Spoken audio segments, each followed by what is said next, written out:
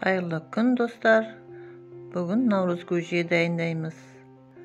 Ata-babalarımızın aytığınca Navruz köjesini toy pişkin adam jıl boyu molçulukpен toqçulukta болады eken.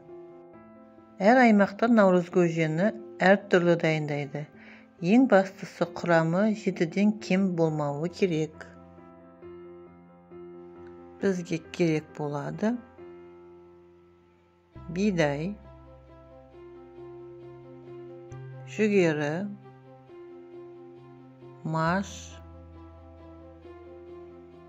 құрт, мейіз, күріш, ayran немесе қатық, менде ayran. Жүгеріге, машқа және бидайға ыстық су құйып, бетін жауып, жібітіп қоямыз. Көжемізге керемет дәм беретін сүрленген қазы мен сүрленген ет керек. Ет пен қазыны жақсылап жуып, кастрөлге су құйып, ішіне салып, қатты отта қайнатамыз. Қайнағаннан соң көбігін алып, оттың астын жайымен басып қоямыз. Жүгері мен бидайымыздың пісуіне ұзақ уақыт керек болғандықтан етпен бірге қосып қайната береміз.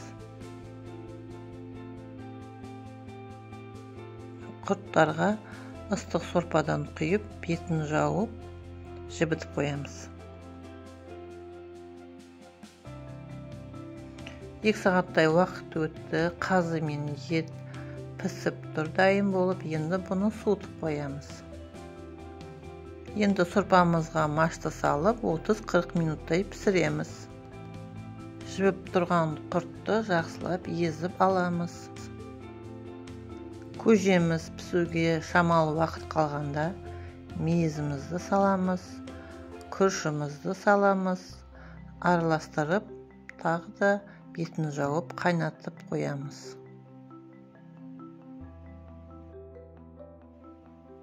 Ең соңында езілген құртты қосамыз. Суыған қазы мен етті турап, көжемізге қосып араластырамыз. Сорпаның дәмін көріп, тұзын татымына қарай шамалдап қосып жесеңіздер де болады. Наурыз көжеміз дайын.